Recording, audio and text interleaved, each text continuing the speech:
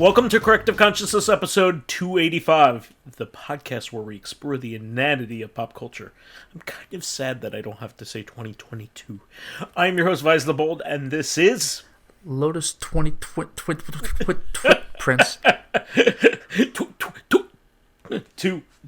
can't wait till February 22nd. Just gonna have to say two a whole lot. Yeah. And we have another wonderful show here for you. This time, I decided that we should talk about the Matrix franchise for a bit, considering that all of these, we've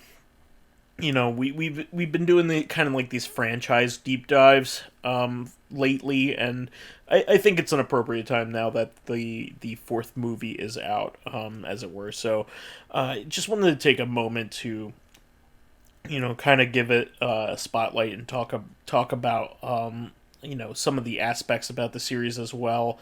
In addition to the movies, there's actually a lot of other stuff that isn't included in the movies. So I really wanted to talk about some of that side stuff, because some of the side stuff is actually the best. Some of the best stuff. I mean, the first movie is obviously like the best thing in the franchise, but there's a lot of like underrated stuff on the periphery. It's kind of like Star Wars, you know what I mean? Like you have the core of the original trilogy, but like the other movies are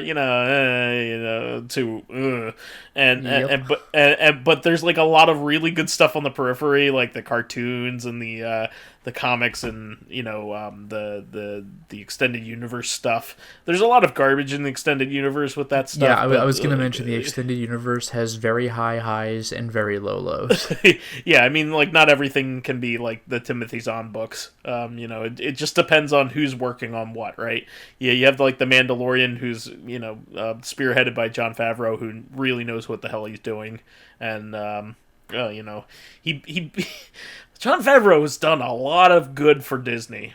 Have you thought about that? Like, yep.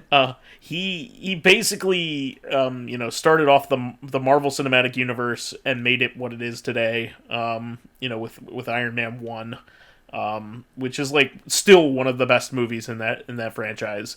It's just so good. And he's actually like a main character in the Marvel in the Spider-Man franchise. So it's and he made Mandalorian and he's also been spearheading a lot of the live action Disney movies too. So yeah, he made like the Jungle Book and Lion King, and at least those two. So yeah, it's pretty interesting. But anyway, we want to get to the Matrix. So I first want to go over kind of what the Wachowski sisters did before the Matrix. Have you ever looked into what they did before they hit the Matrix? No, I was only aware of stuff they did after, like the side projects, like what was it, Speed Racer and Jupiter Ascending. Yeah, and there's also Cloud Atlas, Sense8. I forgot about Cloud Atlas, yeah. Sense8 is another thing that they did. Yeah, but there's a lot to talk about there. But they were actually writers of comic books before, little-known writers of comic books before they did anything. I think there was a comic that they made called like Ghost Patrol or something. It was like a Marvel comic that like nobody really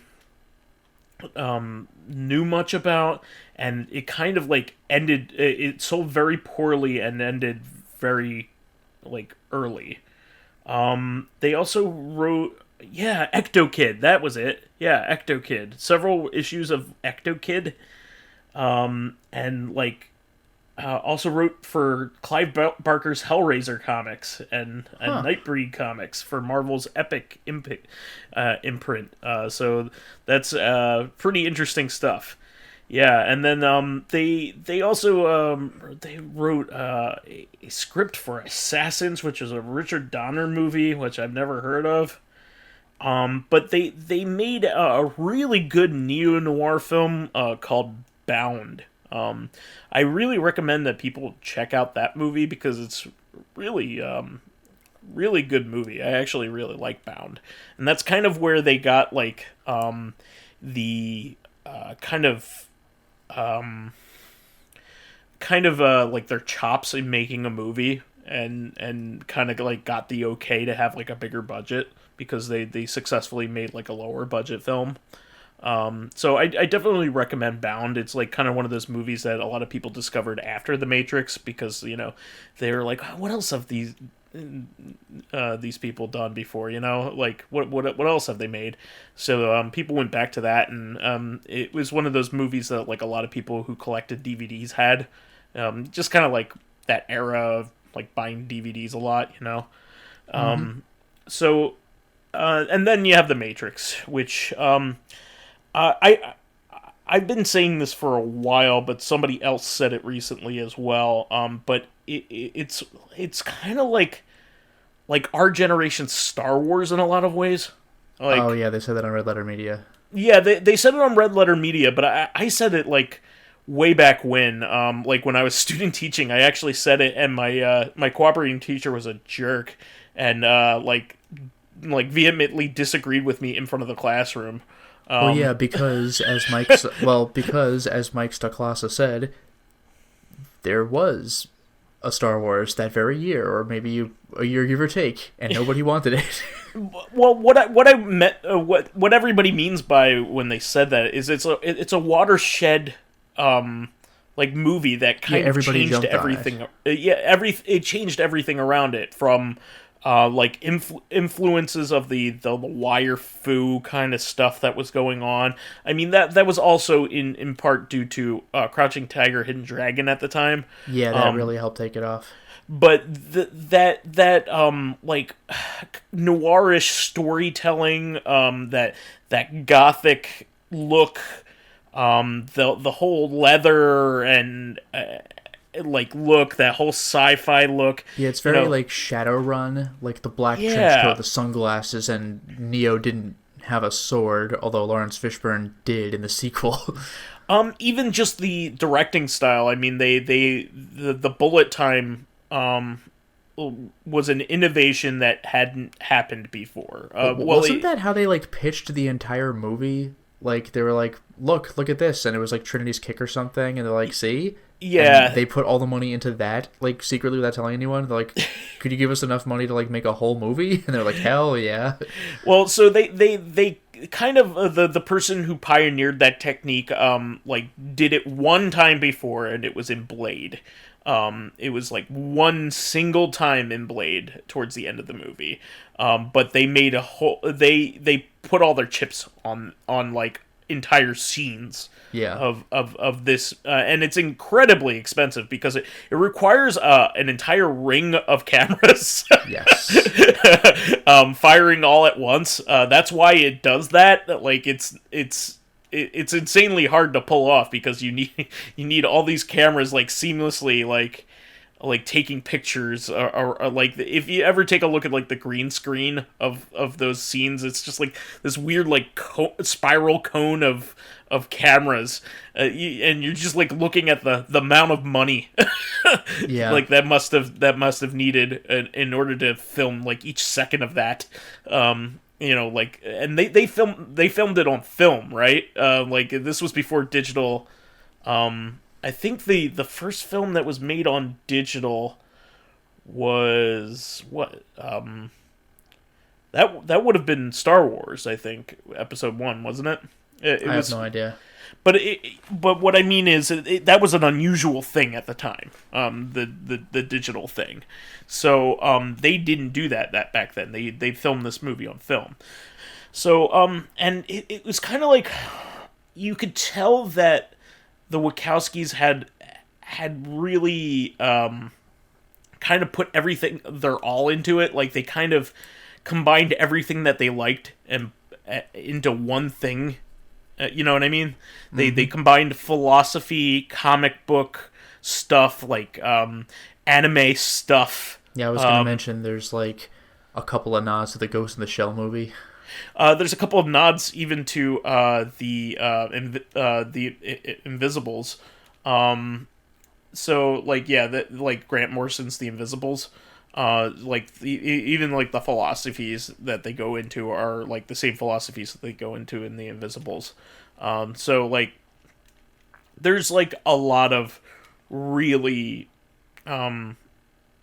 like disparate kind of interests that were all brought together for this film, and it was very influential. The directing style, the very tight storytelling, the just everything. The it had a very idiosyncratic style. It had a very famous soundtrack. The soundtrack was just Yeah, that helped a very lot. iconic to the point where it almost kind of ruins every song that's on that soundtrack because it's immediately associated with that movie.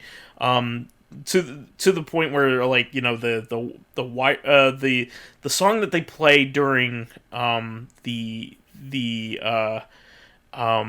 vestibule scene, you know, towards the Oh, end of with the movie, the shootout, yeah. the shootout, that is parodied with that music like constantly for like 10 years after this movie. Well, speaking of parodied constantly for 10 years, just bullet time in general, Yeah. like that oh man, that got old fast. You know what's kind of funny is like I've mentioned this before on the podcast, but like bullet time wasn't even invented as a term by them. It was Yeah, that was invented. like what, Max Payne? It was Max Payne. It was Remedy software that was like, oh wow, we need to turn this into a video game and quick, and Yeah. they did it. They successfully did it, and created an entire kind of universe around it at this point. So that's pretty cool.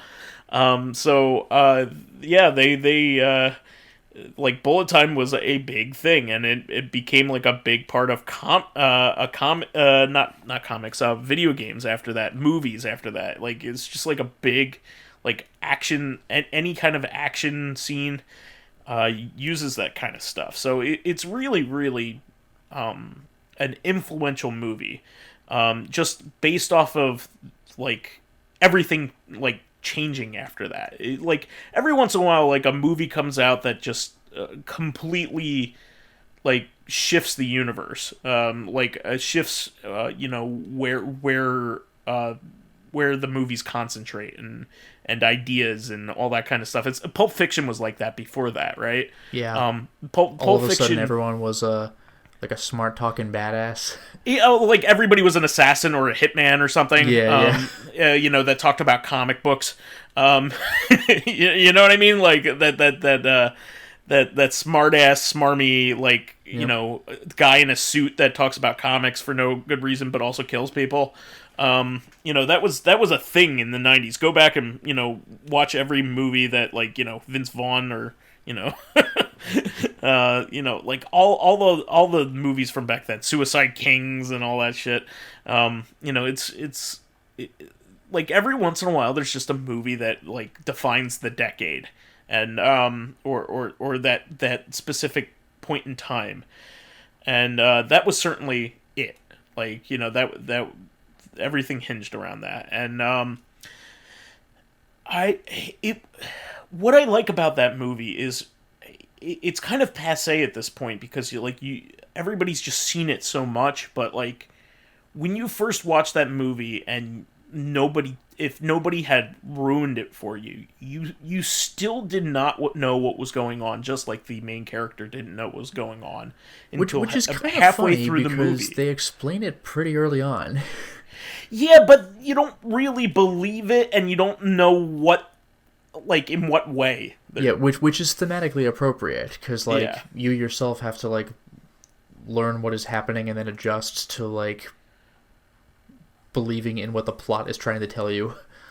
So what ends up happening is, you know, the main character finds out that he is in a computer simulation along with everybody else on Earth, for that matter, and you know gets freed from it by a bunch of you know hackers, and they have to fight the programs that are trying to keep them in this universe. And you know, for some reason, you know, robots think that humans are a good source of energy, which they are not. But they Well, apparently the logic was, like, he said they wanted to use humans as batteries. I think that the original conceit was something that made more sense, but they were afraid people wouldn't understand it, even though Maybe processing power. it That makes sense to me. It was something like that, yeah. See, that would make more sense to me. Is like they didn't have the resources to make RAM or something like that. Yeah, And, I mean, I'll have to look up what it human, was, but it was something that made more sense than, like, body heat. Yeah, exactly. Or electricity generated from our hearts. Which Yeah, they were like, well, isn't the audience very would efficient. get that. It's like, well, if they can get the fucking Matrix, then they could get processing power. Yeah, exactly. But yeah, I would think that processing power would be the thing that they would want to steal from us because we are still the smartest thing, like individual things on Earth. So Yeah. but yeah, it was just really neat, and it had style for days. It's just one of those things, and it had some of the best fight scenes ever in a movie, and it's still that way. And it combined it with heady philosophy that made you feel like you were smart, even though it kind of only just brushed certain subjects.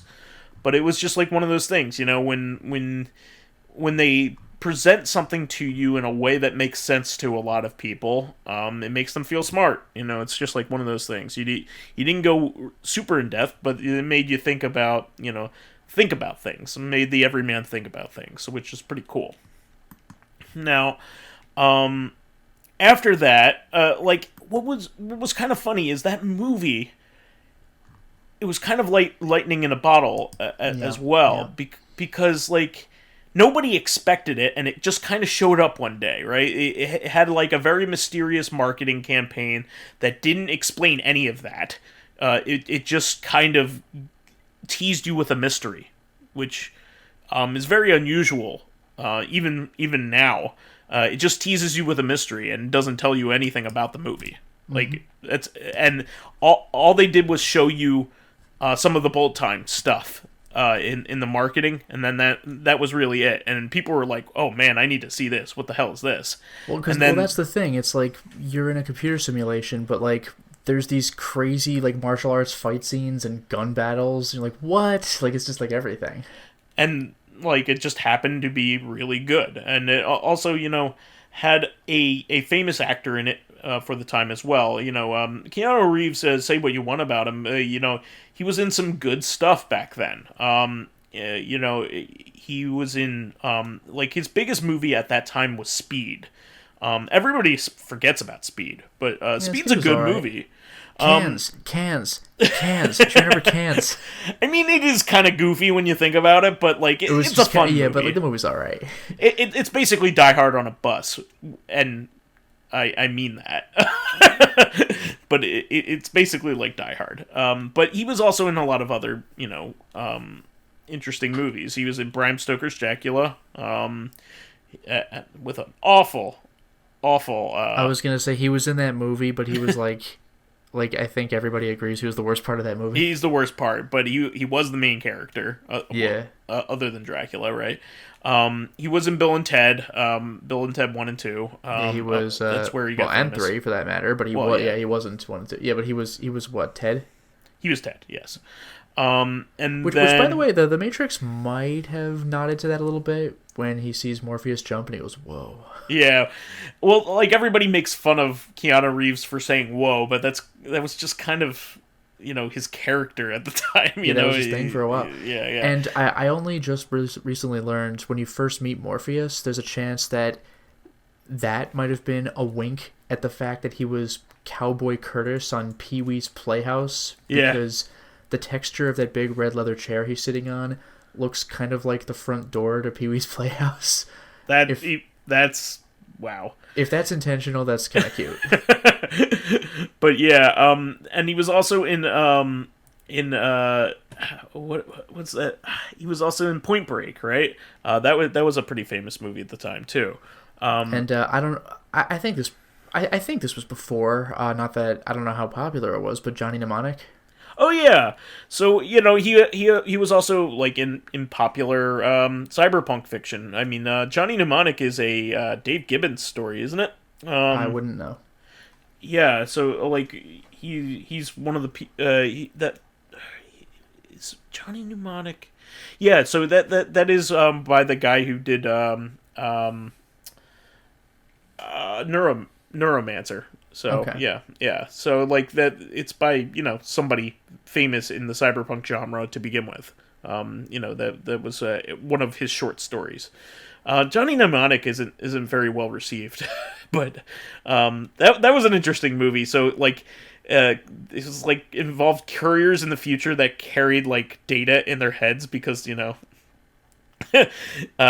it had like very small size of data by today's standards. Yeah, I love stuff like that. Like it has 15 megs or whatever. Yeah, exactly. It's really funny. But yeah, these were big movies. He was a genuine movie star at the time. So like to see him in something like that was a selling point.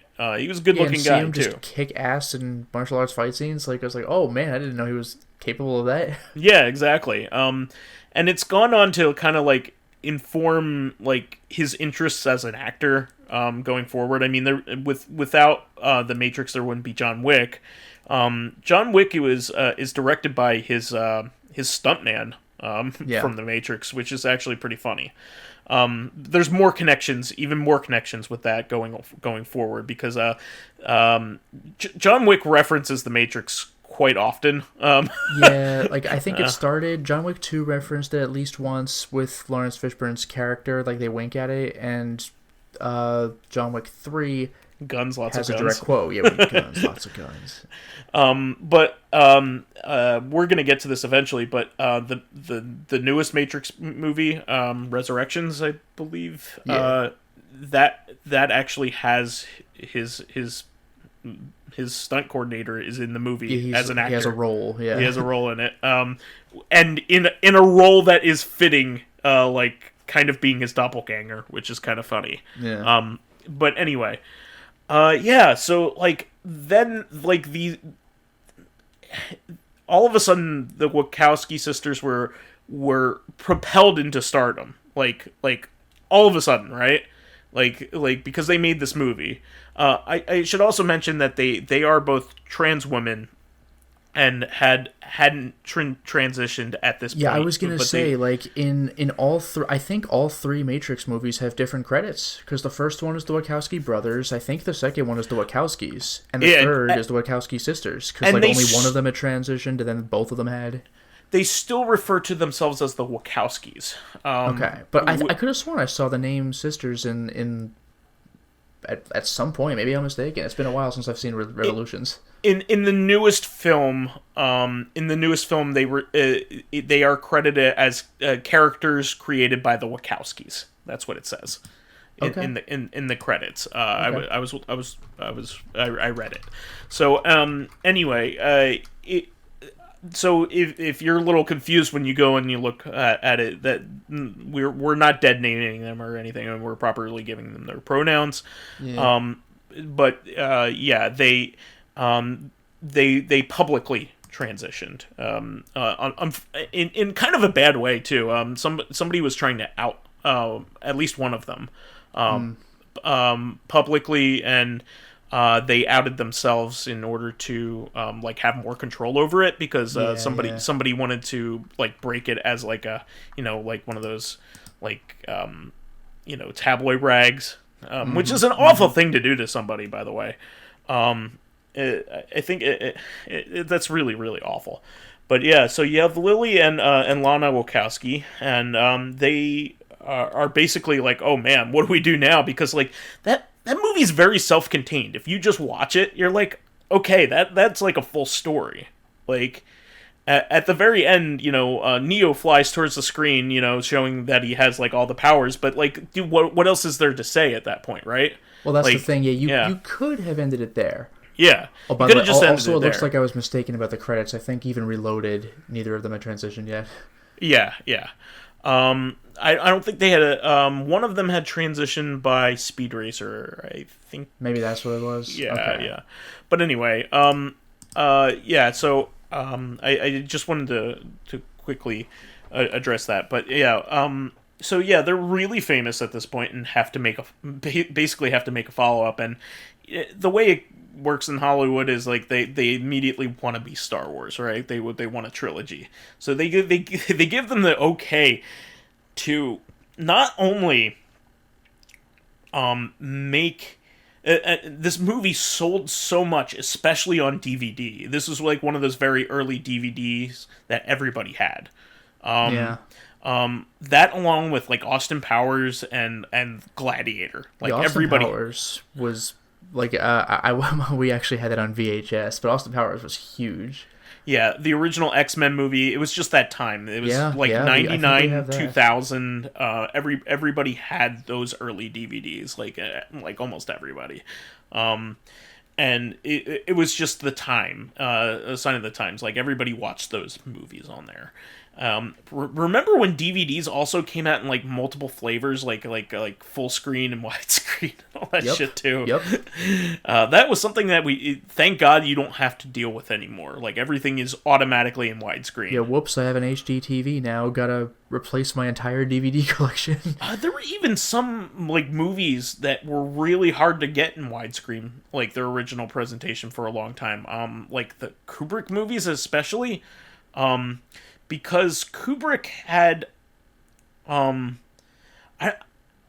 pretty sure about this, but like all the DVDs had given were for a long time were in standard were in full screen, and people didn't understand why. And then I thought about it, and I was like, I think it's because when Kubrick watched his movies on TV, he noticed that they were, they had been doing pan and scan.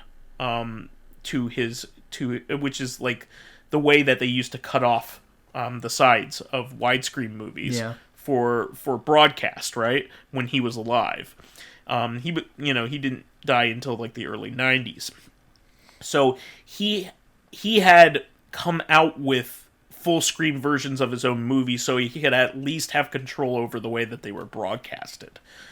But he didn't anticipate, us having widescreen televisions. That wasn't like a thing in his mind. So like they were respecting his wishes, but like his wishes were outdated. They would have caught up with his they had caught up with his original vision, but they didn't compensate. You know what I mean? Yeah. But anyway, yeah. Task failed successfully. Exactly. So anyway, so the Matrix was a big deal, and so they gave them like a two sequels to make at once. So they came up with both scripts at once. They wrote them together. They filmed them together, kind of like they did with like Back to the Future. Back to the Future 2 and 3 were filmed back to back as well. Yeah, and I believe Pirates of the Caribbean 2 and 3. Yeah. A lot of movies that get like greenlit like that are like that. Lord of the Rings was like that too, but was it? Yeah, all three of them were filmed at the same time, I think. Jesus. Yeah. I think they kind of needed to too, because they wanted to make sure that they had all their actors and everything. Yeah. But, anyway, so not only did they do that, but they gave them all kinds of license to do like all kinds of other stuff to go along with it. It was like a transmedia franchise. Like this was a big deal. Like people bought statues of Neo. People dressed up like Neo. Like everybody and his mother dressed up like Neo. Yeah, exactly. Like it's hard to express that. Like this was a thing that was so popular that like really weird dorks. Yeah, that was like, well, that was that thing that like Lasagna Cat made fun of. Like, I'm gonna make like this high school movie, just fighting my friend in my backyard with our cool sunglasses. Exactly. Except we don't have the budget or the talent that the filmmakers made, so it's just awkward as hell. Exactly. And then of course there were all the copycat movies that came out after that. Like there was the Equilibrium came out after that. That movie is, like, depending on my mood, that movie is awesome or hilarious. Gun Kata. I mean, come on. Grammaton Cleric, third class. It's very serious. That's the thing. Like, it actually is pretty cool, but it's so serious that it kind of comes the other way. It's also another movie that, like, takes... It's even worse than The Matrix in that it, like, takes a lot of ideas from other stuff, like, and very directly. It's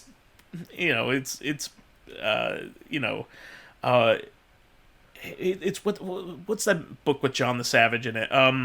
Oh, Brave New World. Yeah, it's Brave. They're It's taking emotion inhibitors. Yeah, it's definitely Brave New World mixed with The Matrix. It's like, but mixed maybe with 1984. A good thing. Oh, yeah, exactly. So, like, it's just it is fun, but it's also very self-serious and also very much a derivative film. Yeah, like, if you watch it when you're 16, it's cool. Yeah, if you watch exactly. it when you're like 25, you're like, oh, come on. It's still fun, but like, well, come on. It's one of those things that, like, it's kind of like Boondock Saints, like, you know what I mean? That movie was the coolest, and now it's like, well, it's fun.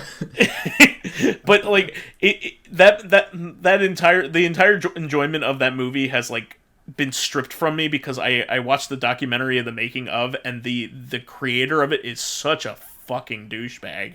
Well, I'm just thinking, like, Willem Dafoe, like, finding clues at a crime scene by, like... It's a firefight. No, not that. The first crime scene where he, like, listens to music and just follows the music somehow. Like, it's one of those things that's, like, cooler in your head. It's like, come on, what is happening? It's very try-hard, and it's just also... like in Blade Trinity. Like, she always puts on her favorite soundtrack when she goes vampire hunting. I'm like, shouldn't you hear the monsters that insta-kill you? That's a good point. But yeah, there's the one with Jet Li, right? That's also kind of stupid, but the premise is great. I actually like that movie, but it is absolutely derivative. Like, it's also kind of like almost like the Matrix mixed with the like Highlander almost, like sort of multi-dimensional Highlander. Yeah. It even just has the one in it, which, you know, was an iconic phrase from the Matrix. So there's a lot of stuff going on around this time period. Plus, then you have all the parodies. You have Kung Pao Enter the Fist has a direct parody. You had the bullet time. Was it Scary Movie 2? I forgot that. Yeah, like, there's just a billion movies. No, was it a Scary Movie? Which Scary Movie was that? That was probably Scary Movie 3. I've only seen 1, 2, and 3, but I don't remember a bullet time thing. I saw 2 and 3, I think, in the theaters, and then never again. Okay, well, there's definitely an iconic, like, this is a direct Matrix parody. I very easily believe it. Yeah. I mean, like, it was so hack too, like, to do that, and they would play that actual song. Like, the people who made that song, like, must have gotten, like, so much money just from people just parodying the Matrix. But yeah, it's just one of those things. But leading up to the second movie was a big deal. Like, it was really, really hyped. And what they did was they came out with this whole media experience, right? They kept releasing like mini animated movies. They put which they collected into what they called the Animatrix. Yeah, that was an interesting series. I think I watched that, like, too young to appreciate it. Like, it's awesome. I only really followed along with, like, the more overt storytelling. Like, I didn't get some of the stuff that was like dialogue free, and I was just like, what is happening? But I didn't appreciate that, like, oh, somebody found a glitch in the Matrix and they're playing with it and it's weird. Like, I didn't, like, really pick up on that at the time. So what they did was they released several of these before other movies. Like, they would advertise, like, hey, there's like a Matrix short before this movie. I think the biggest one was the Flight of the Osiris, which was a computer animated one that Oh, was was that the completely. sparring one? That's the one with the sparring, With, yeah. with the realistic CG. At the time, Yeah, yes. oh, yeah. And that was before Dreamcatcher, which is a really bad Stephen King movie with Jason Lee in it. I don't think I've ever seen that one. Yeah, that's the one where they're. It's kind of like The Thing, but yeah, it's like an alien that enters through. The kindest way I could put it is that it tries to get you while you're going to the bathroom. Yeah, I've heard of that, and it's like, why would you make that your antagonistic threat? But yeah, Apparently, Stephen King has apologized for that story because he wrote it when he was on like pills, like Yeah. when he was in his like second addiction period. So yeah, he's just like, I wrote that when I was on painkillers. I'm sorry. So, but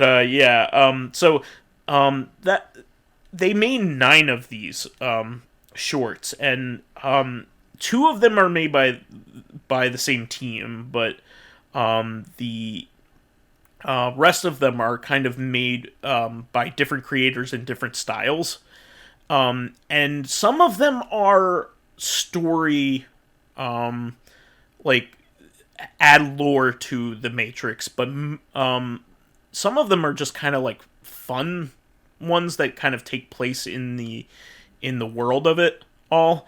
So the first and second Renaissance are probably the most important, even though the most iconic is the flight of the Osiris, because the flight of the Osiris is kind of like they're stealing the Death Star plans kind of thing. So Yeah. like there's an actual plot point in that one, but the first and second Renaissance are really really really good. So that's where they animate the prehistory of the machines, the machine insurrection.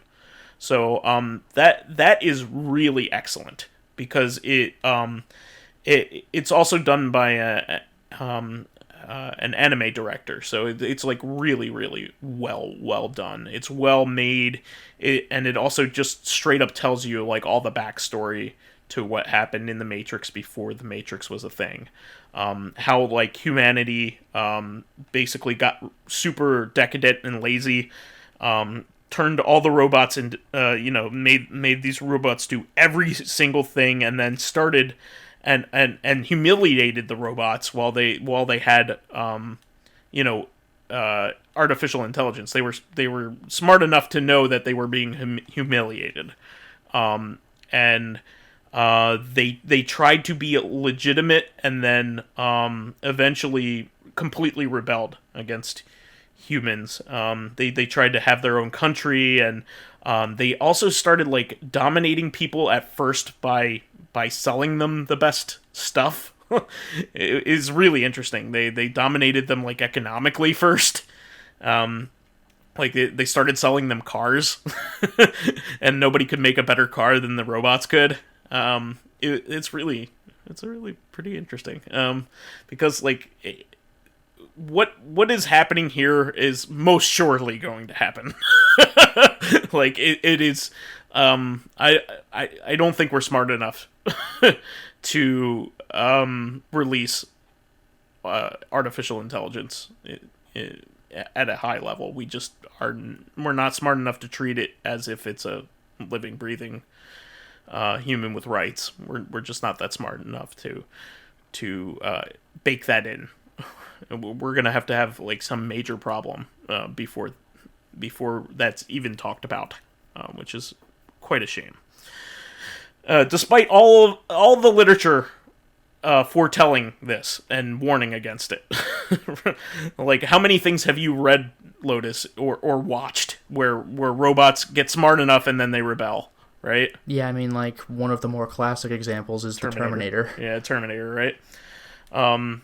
Like, if you're gonna do it, bake rights and rules and Well, that was iRobot, right? Yeah. Well, no, they didn't give them rights. They gave them rules. in iRobot. I'm talking about from a legal standpoint, we have to treat them like human beings and give them a vote, like give them autonomy. Like also like you can't force them to do a job, you know, if they don't want to, you know, that kind of thing. If you give something intelligence like a human being, you have to treat them like one. But anyway, so I would highly recommend going back to that. I think nowadays you could probably find it streaming, and each individual one. There's even a short done by the guy who did Aeon Flux, which is one of the major inspirations for the Matrix. I don't know if you ever saw Aeon Flux, but I mean, I saw the shorts. I never saw the live action movie though. Oh well, the live action movie would have never been made if it weren't for the Matrix, for sure. But Aeon Flux was a cartoon show that was on an anime inspired cartoon show that was on MTV in the early 90s. That was like the early 90s was a really like creative time, you know, for MTV. They had all kinds of really cool like animation shows. Like they had the Max back then, and a few other things. They also had Beavis and Butthead, and amongst other things. But they had all kinds of really cool stuff, and Aeon Flux was one of them.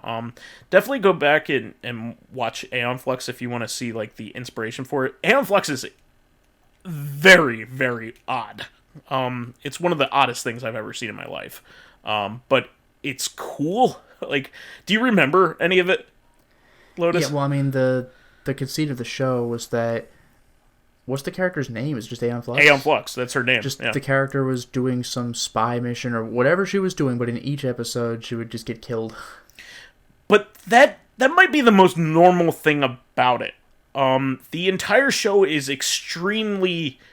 like, they don't explain anything that's going on in it. They kind of just drop you in the middle. Experience. Yeah. You're watching things happen, and it's very, like, MC Escher kind of stuff going on. Like, non-Euclidean geometry is constantly being fucked with. In the very first episode, there is a guy who is controlling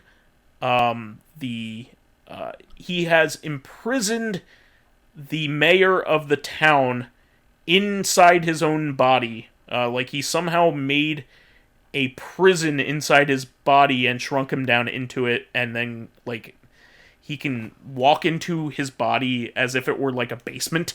Huh. Like there's all kinds of crazy crap like that in that, and it's very trippy and odd. But yeah, it like very, very artsy and very odd.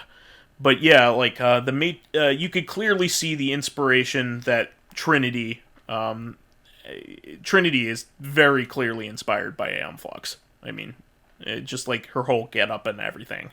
The way she fights and everything. So, but anyway, as kind of like a thank you, the director of Aeon Flux has their own Animatrix short, and then there's a few other ones. One of the characters from the that will end up being on the ship is freed in one of these stories.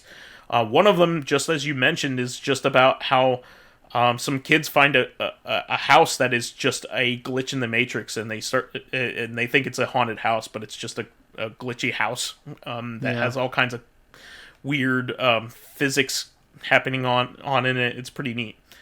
Yeah, there's a few other things, but we're getting along in the tooth here. So we covered like two major parts of the Matrix franchise, but we didn't even get to the sequels matrices yet. Isn't that Calculus 2? Calc 2 is matrices, right? Sure, why not? But boy, we should move on to fan stuff, Lotus, while we can here. Sure, we get a couple comments. School Filmer says, maybe I should play Isaac again. I did get the physical version of Afterbirth Plus on the Switch, and it came with stickers and a manual.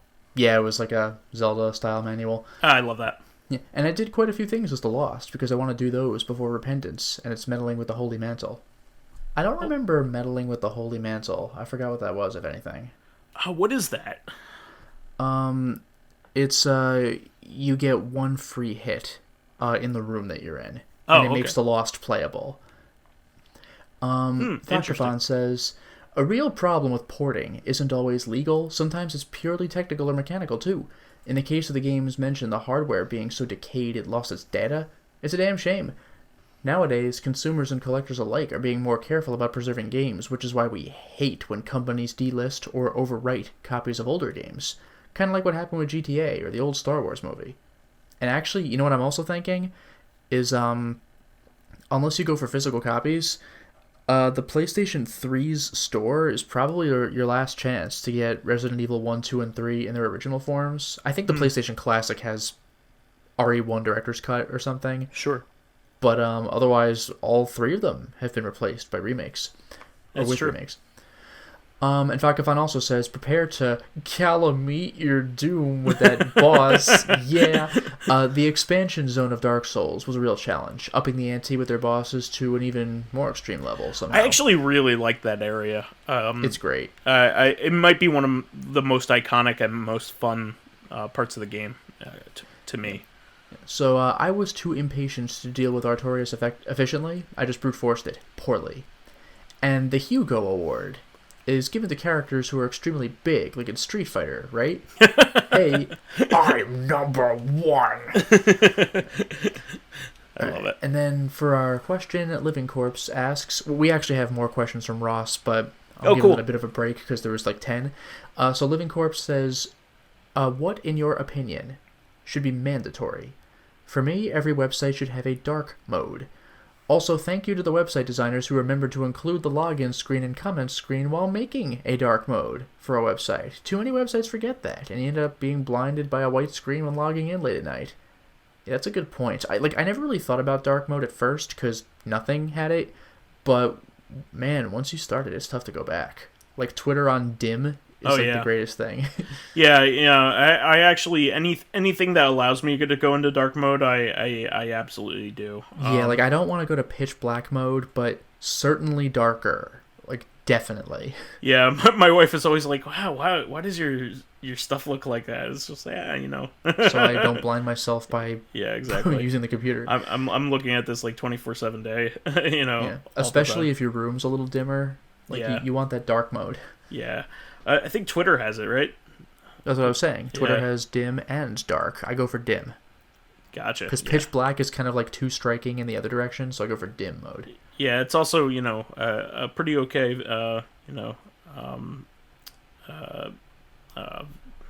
shit. I was going to say Vin Diesel, but movie.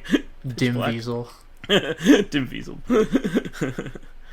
But, I don't know. What would you think about this mandatory question, though? Yeah, just anything in the world that should be mandatory. I don't even know.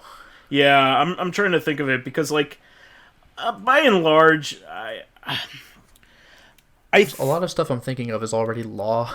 Yeah, exactly. I mean, you should be nice. You shouldn't kill people. Yeah, we already have a rule for that. I think a lot of stuff to curtail climate change should be mandatory. I mean, here's the thing. I don't think individuals are a big part of that problem. I think. Well, they're not. That's corporate propaganda. The whole anti-littering campaign. We should do our part, but we're not the main problem here. Yeah, governments really should take charge in these situations and really should be implementing things we could do to actually mitigate the issue. Yeah, but how would they make money? I mean, they'll be making money anyway. Yeah, but how would they make more money? They can do it.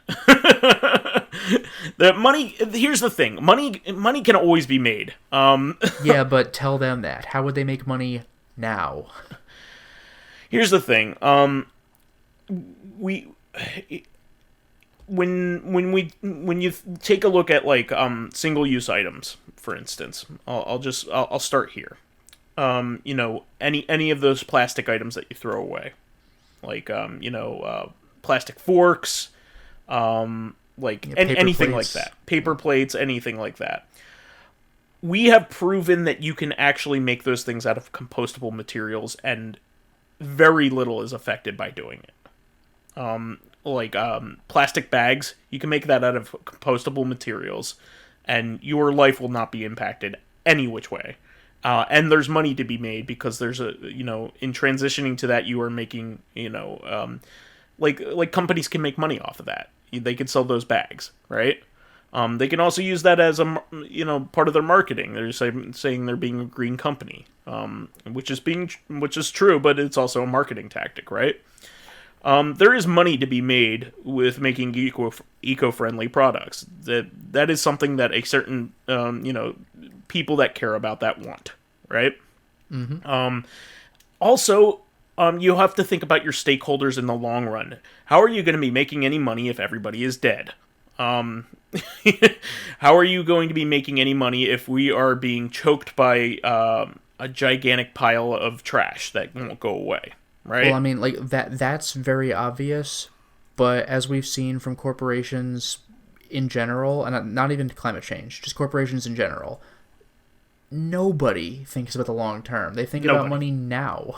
They think about money now, and they view any kind of mandatory hurdle or anything like that as something that they need to get around, rather than something that they should be following in order to be self preserve.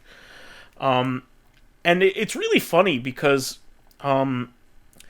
you have the oil companies actually have factored all of this climate change stuff into their business model. Like they don't argue with the climate change science, and they really haven't. It's really just the people that are lobbying that argue with it. Yeah. Like Exxon actually has predicted climate change since the 80s. And they've acknowledged it, and also acknowledged the scarcity of oil as a problem that they're going to need to mitigate as a company. So, like, if their customers are dead, what are they going to do? That's a thing. Like people like they need to be an energy company. You can create energy from a lot of things. You don't need to just it doesn't need to just be oil. There are lots of sources of energy. There's money to be made with that. You can make it with solar. You can make it with wind. You can make it with waves. Waves can create electricity. If burning things, anything, creates energy. You can do all kinds of things in order to harness energy. I mean, the earliest form of like constant energy that I can think of are wind and water, right? Using windmills and also water wheels, right? So that hasn't gone away. We can still use those. These are all things that we could do. I firmly believe that there are a lot of things like that should be mandatory that just aren't. Updating our internet infrastructure or our infrastructure in general. That should be a thing that is mandatory. We need to make internet a utility. I don't know why it isn't. There's money to be made in it being a utility. Yeah, that's a good point. That's something that really should be mandatory. Is the internet is a utility, just not like legally. Like it should be one. I mean, there's a reason. A lot of people don't realize this, but there's a reason why. Like when you call the cable company, they want to give you a phone number. Like they want to like roll a phone number into your bill. Like a landline. It's because that is a utility, and it helps them get government funding by being a utility provider. Like, they want to be utilities. So, it's just really goofy. Like, why are they putting up resistance against something they want to be? It's like they're afraid of the implications of it, even though they want it. It's really stupid. These are the things that I think should be mandatory that aren't. I think that here's another thing. I think there should be strict term limits on every form of office. Every form of office. I don't think anybody should be able to be voted in perpetuity into anything. I don't think there should be any form of insider trading at all for lawmakers. In fact, I think they should be divorced from the private markets, because they have shown that they can't be trusted with it. Yeah. If you're thinking, hey, you know, that's just your your liberal side poking through, and you're just trying to stick it to the righties, I think that the Democrats are really bad at that too. Yeah, they're really bad at it, and it works against their any morality that they have. Or any kind of moral stance that they have. So the high forms of government should be a place of morality, and it is not. They should be divorced of outside thinking and just thinking about the good of the country, and they are not that way.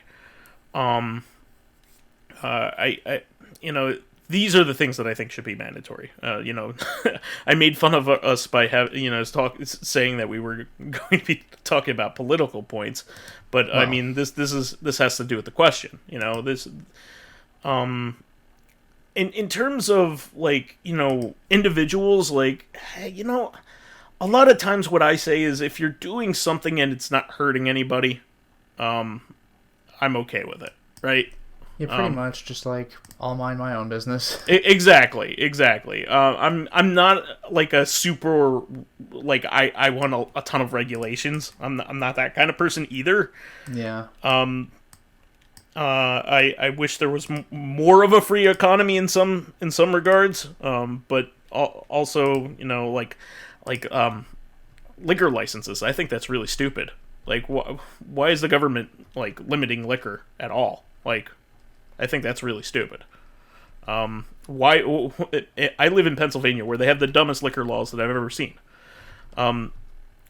They have 3 ways to get alcohol in my state, and they're all separate. You can get a small amount of beer or wine from the grocery store or a convenience store. You cannot get liquor there. You can only get beer or wine, and only up to a certain amount of ounces. Probably what the equivalent of 4 bottles of wine is, or something like that. Then you need to go to a Pennsylvania state store in order to buy lots of wine or liquor at all. This is a store that is directly run by the state. Well, that is very anti-capitalism. Why can't we have freely run liquor stores with their own pricing and their own inventory and all that? And then we have beer distributors who will, if you want to buy a lot of beer, you have to go to one of those. Isn't that ridiculous?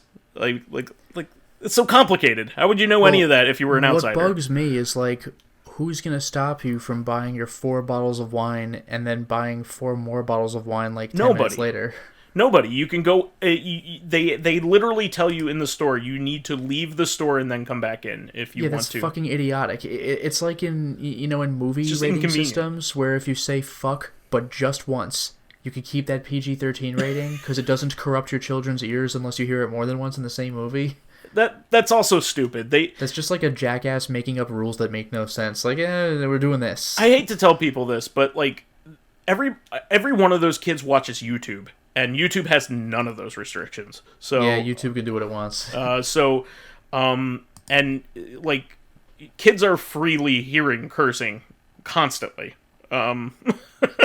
So they should just get over it. Honestly.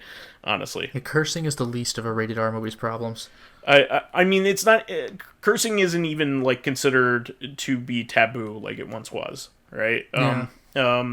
It's more taboo to say like racial terms or Yeah. something having to do with a minority of some kind, or somebody with disabilities, something that like has actual weight to it, not just shit, you know. Like, oh, it's a dirty word, Yeah, it's only dirty because we apply that meaning to it. Yeah, exactly. Like there's no malice toward a particular target with it. Yeah, exactly. Like not inherently. Yeah, exactly. To the point where even there are some countries that or some languages that don't even have an equivalent to that, like a curse word or word you just shouldn't say on television. Like in Japan, they have kuso, but like little kids say that word. You know what I mean? Like, the thing is, little kids say shit and fuck too. It's just we pretend to care about it. It's true. Like, I first heard fuck, like, when I was in the 2nd grade. I didn't even know what it meant. Yeah, exactly. Oh, well. You said a dirty word? Like, get the hell out of here. As he curses. Very mildly. But that reminds me of one of my favorite, like, bash.org stories. Is, like, somebody was in, like, a bash, discussion or something, and like they had like these bots that monitored people and made sure that that they didn't curse or whatever, and like this like Bible quote bot has entered the chat, and they're like, oh, this is neat, a Bible quote bot, and then like somebody made the Bible quote bot like quote something that had ass in it because it's donkey, but the bot booted the other bot. It was just really funny. He's like, sorry, I had to do that. Yeah, well. It's really funny. But anyway, I think that's all I have to say about the subject. How about you, Lotus? Okay. I mean, I don't know what I'm going to think of. It's fine. I agree with... I already forgot what I agree with. Internet's utility. There we go. Yeah, so, that would be... everything that I can think of. So that's the show for the week. We want to thank all of our fans who contributed questions. We want to please keep us supplied with awesome topics of your own by submitting questions of your own via the YouTube and Soundcloud pages. You said we got a lot from Ross. That's really great. Thank you so much. While there, please give us thumbs ups, likes, and 5-star ratings on iTunes. It helps promote and spread awareness of the show, and any bit of encouragement helps keep the show going. You can also catch us on Tuesdays for our sister podcast, Corrective Consciousness, the in-depth look at this week in our lives. Finally, you can friend me as vysethebold on pretty much anything. Just make sure you give me a heads up and let me know who you are. And you could follow me on my YouTube channel, Lotus Prince. You can hit me up on Twitter at Lotus Prince. And finally, if you are interested in seeing my videos early, getting in on exclusive live streams, selecting upcoming games for me to Let's Play, or getting in conversations with me and other patrons on Discord, then perhaps consider swinging by my Patreon account, which can be found at patreon.com/LotusPrince. Wonderful. Well, we will catch everybody on Tuesday then. Until next time, everyone. Bye-bye.